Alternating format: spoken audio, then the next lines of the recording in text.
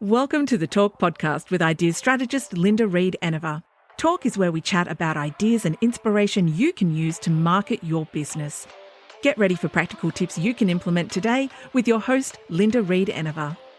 Hi everyone, Linda Reed-Enever, and welcome back to the Talk podcast. Today we're going to be looking at email and its role in marketing. So email is something that we send every day. We use to build email lists, and it's a good way of communicating with our audience. And when it comes down to it, we actually own really only two things on the internet, and that is our website and our email list.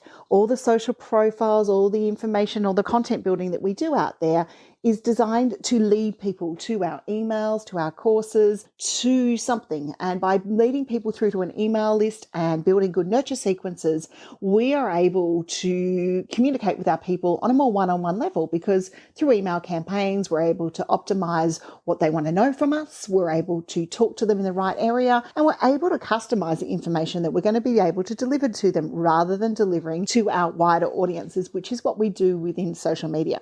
So email is quite often what I like to call an education-based sequence. Now, I am not talking about sending your people emails triggered upon email on email on email. I'm talking about good quality email sequences that educate your market. No one wants to receive 100 emails from you that pressure them into selling. And if they do, then I question whether they're the type of people I want to work with, and most probably, because you're listening to this podcast, whether it's the type of people you want to work with.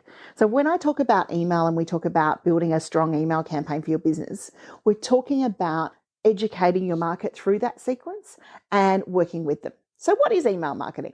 It is a form of direct marketing. It uses email to promote either some more content you've got, your product, your service, and it helps your customers become aware, especially when you include a newsletter in your email marketing sequence, of what your latest activities are. What's that latest blog post you've been doing, the latest products? And it plays a pivotal role in teaching people about your brand and keeping them engaged between purchases or between the blog post, or maybe just alerting them of that next blog post or that next social platform that you're looking at doing. So email was actually started in 1971. So that's before I was born. And it was done by a computer engineer named Ray Tomlinson. And the message he sent out was just a string of numbers and letters, but it became the new era of communication. And he was also the person who introduced the usage of the @ symbol inside email addresses, was our friend Ray. So Ray Tomlinson was the founder of email marketing. So that's a little bit of history about it. In 1978, a marketing manager at Digital Equipment Corp named Gary Thurick used the method of direct communication to send out his first commercial email to everyone to let them know about a product. His email list had only 400 addresses on it, but his emails resulted in about $13 million in sales. So just remember that, 400 email addresses, $13 million in sales. That does not mean you have to have a list of thousands to get results, because the first successful campaign did not have a list of thousands. It definitely worked for him from there. By the 90s, the internet had become commercially available to the masses, and the way people communicated began to change dramatically. Marketers discovered email could be beneficial to advertise, and the emergence of marketing emails offered in the need for just updates and regular privacy policies and opt-in, opt-out procedures and all of those sorts of things. So that's a little bit of the history about email marketing. The advantages for us as email marketing, used as properly as a tool, it helps our user engage and take a journey with us through a series of communications. Email marketing can help build us a relationship with our audience, and it can help drive traffic to our blog, to our social media, or anywhere else you want someone to visit to. And as I said earlier, you can segment and communicate your messages in a more private and more personalized style through to your people if you use those tags and those opt-ins right for when it comes through to it. So now I'm going to delve into a few little things about tips for building your email list. So we want to build a list because social's great, but if we're not building lists, then we're not being able to take our audience. And if for some reason, whatever, we lose a social channel, we don't have contact with our people. So while building Facebook groups, while working in Twitter groups and working on all those social profile buildings is absolutely amazing, sometimes things disappear overnight. I've woken up this morning and I've seen someone have something disappeared straight overnight. So even we don't want anyone in that situation. So these are my tips for building an email list. you need to treat your customers right. So don't set this up as I'm going to spam them with 110 buy my stuff emails. Because if you're going to go buy my stuff emails, then people are going to unsubscribe. But you also might find yourself in spam folders more than you want to be. You also could find yourself in breach of spam legislation. So wherever you are in the world, have a look at what the spam legislation is in your company. Now, you can buy email lists, but I don't suggest that you do, because email lists have a few restrictions by them. You can only send one campaign. They can't be uploaded to tools like MailChimp. They stop you from being able to, be able to send multiple lists. So what you actually want to do is you want to attract quality leads. So we want to use our emails to have a conversation with our customers. Okay, so we want to talk to them, have a conversation. So when we're starting to build our list, we might look at a really good thing like an opt-in. So an ebook, a freebie, a free course, a 5-day challenge. And we have an opt-in that brings the person in on something we know that they're interested in. And because we know they're interested in it, we can then tailor the next stage of the nurture sequence to be able to go with it.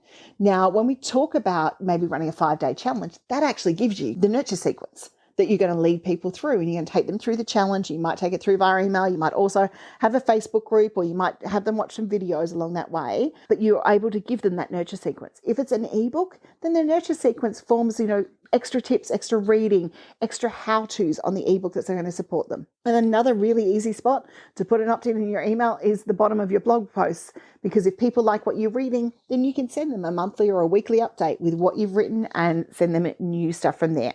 Okay. Email is still the number one communication channel on the internet. 99% of consumers still check their email on a daily basis. And if you're anything like me, that's actually more likely to be on at least 2-3 times a daily basis. We own our email list, so that's the other opportunity about why we want to do it. So our lead magnets that we've spoken about, the opt-ins that we want to work with, are things like ebooks, cheat sheets, tips and resources, white papers, case studies. Webinars are a good one. Free trials, samples, quizzes are another great tool.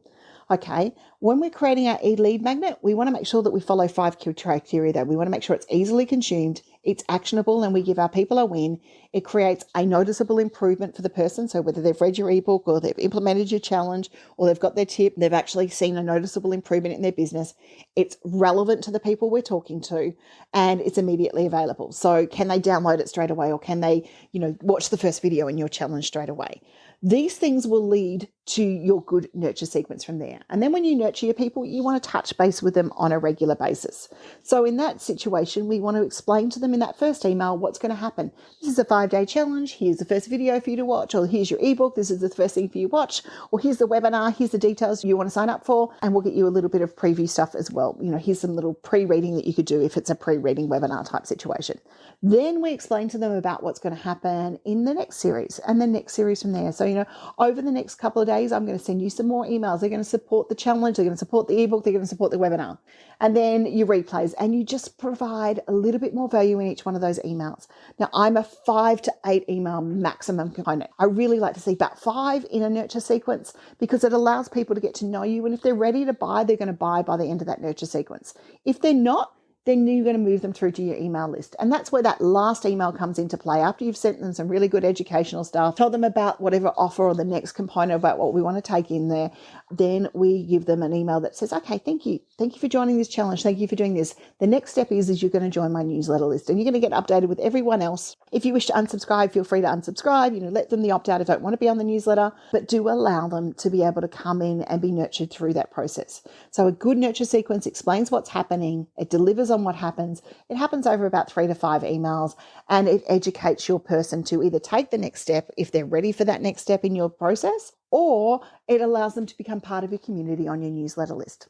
So there you go, guys. There's a little bit about the role of email in its marketing and how it all started and what are we going to do with it from here, and a few tips on how to be able to look at email marketing. If you want to delve more into email marketing with me, then I suggest you jump into the Marketing Circle. We talk a lot about email marketing in there, and you can have a chat with me just a little bit more about how emails work for you and your business in our how-to sessions, in our Q&A sessions, and even through our courses where we've got different tips about how to use email marketing for things like blogging for business, for courses, for podcasts, and all of those sorts of things from there. So thanks for joining me for another episode of Talk. I look forward to tuning in to you next time. If you've got any questions or comments, please leave them. I'd love to hear from you.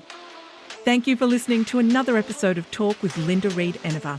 Make sure you subscribe via your favourite podcast app so you don't miss the next great episode. You can find more ideas and inspiration at lindareedenever.com.au.